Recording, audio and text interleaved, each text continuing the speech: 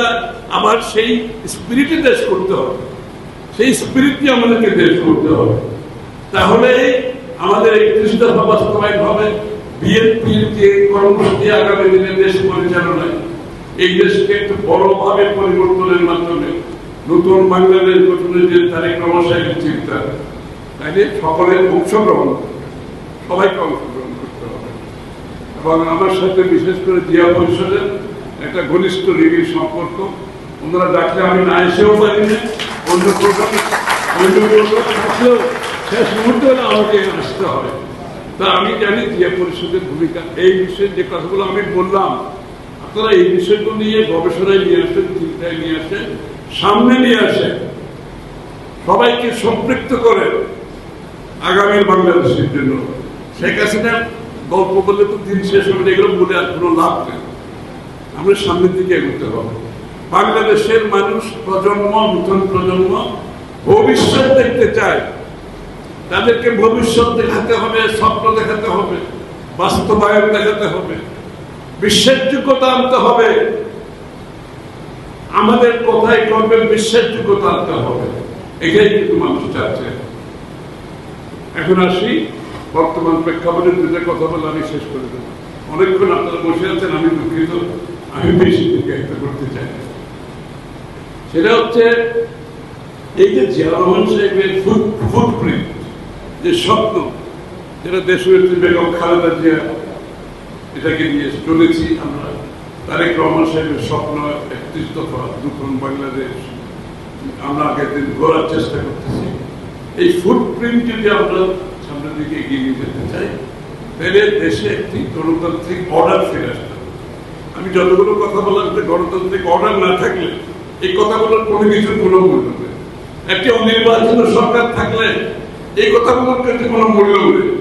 আমি কিন্তু নির্বাচিত সরকার, নির্বাচিত বিরোধী দল, নির্বাচিত সংসদ তাদের কথা বলছি, আমি গণতন্ত্রের কথা বলছি।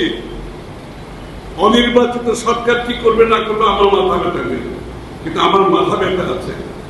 আমি একটা নির্বাচিত সরকার দেখতে চাই, আমি একটা নির্বাচনের মাধ্যমে বাংলাদেশের গণতন্ত্রের পুনঃপ্রবর্তন চাই।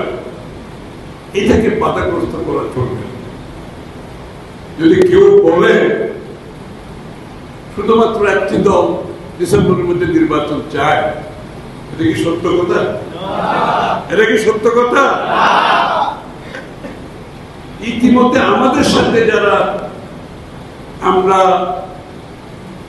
ঐক্যবদ্ধভাবে শেখ হাসিনার সাথে আন্দোলন করেছি, 52টি দল, আমি সংখ্যাটা বলছি জোরে, 52টি দল ডিসেম্বরের মধ্যে নির্বাচনে আমাদের সাথে যারা কাজ করছে তারা বলছে, আরো প্লাস আরো দল আছে।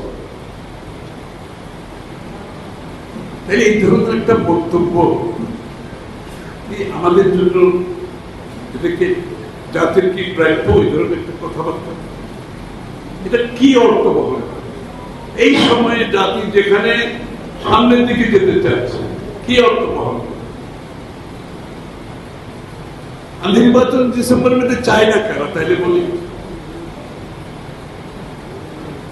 কয়েকটি দল, হাতে করে 4-5টি দল, তাদের সমর্থনের ব্যাপারে আমি কিছু বলতে চাই না, সেটা আপনারা বুঝে নেন।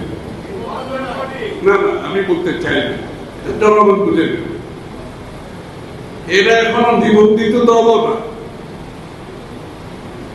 এরা এখনো নিবন্ধিত দলও না। বাংলাদেশের মানুষের সাথে এদের কোন সম্পৃক্ততা নেই। এরা জানেও না কি কি দল আছে। আপনার মনে আছে 1/11 পরে কতগুলো দল সৃষ্টি হয়েছিল, কিংস পার্টি না কি বলে এটাকে? তাহলে কি আমরা কি আবার ওই লাইনে চলতেছি না? এই যে কয়েকটি দল যাদের নিবন্ধন হয় নাই, যাদের জন্ম 5ই আগস্টের পর, চিন্তা করে না, নিবন্ধন নাই, 5ই আগস্টের জন্ম, এরা চায় না,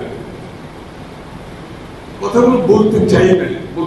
এই জন্য আমরা জাতিকে বিভক্ত করতে চাচ্ছি না।